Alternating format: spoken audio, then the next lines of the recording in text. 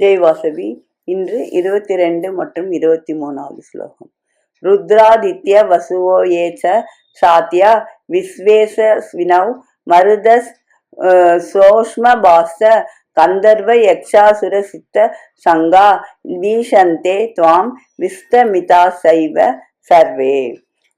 உருத்திரர், ஆதித்யர், வசுக்கள், சாத்தியர், விஸ்வதேவர், அஸ்வினி தேவர், மருத்துக்கள், ஊஷ்மவர், கந்தர்வர், யக்ஷர், அசுரர், சித்தர் இவர்கள் கூடி வியப்படைந்து உம்மையே பார்க்கிறார்கள். ஊஷ்மபர் என்பது உஷ்ணமாய் இருப்பதை பானம் செய்பவர்களால் என்று பொருள்படுகிறது.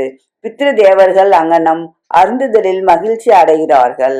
அத்தகைய தேவகணங்களும் பகவானுடைய விஸ்வரூபத்தை முழுவதும் தெரிந்து கொள்ள இயலாதவர்களாயிருக்கிறார்கள்.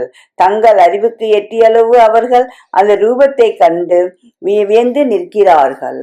ரூபம் மகத்தே பகு வக்திரா நேத்திரம் மகாபாகோ பகுபாகு ரூபதாம் பகுதரம் பகு தன்ஷ்டிராகாலம் திருஷ்டுவா லோகாக பிரவேத்தி தாஜஸ்ததாகம்.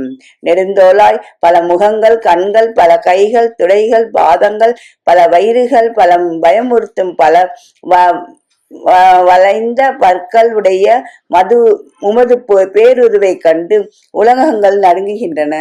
யாமும் நடுங்குகிறேன். தன் மனநிலையே ஒருவன் உலகின் கண் காண்கிறான். பகவானது விஸ்வரூபத்தையும் அவரது பயங்கர செயலையும் முன்பு அர்ஜுனன் கண்டு அறிந்தவன் அல்லன்.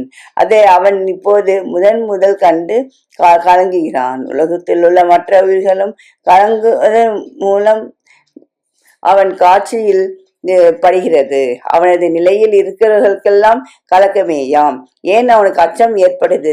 அதற்கு விடை அவனது வாய் நின்று வருகிறது. நன்றி, வணக்கம். இப்படிக்கு லதா ஸ்வரூபம் விருதாச்சலம்.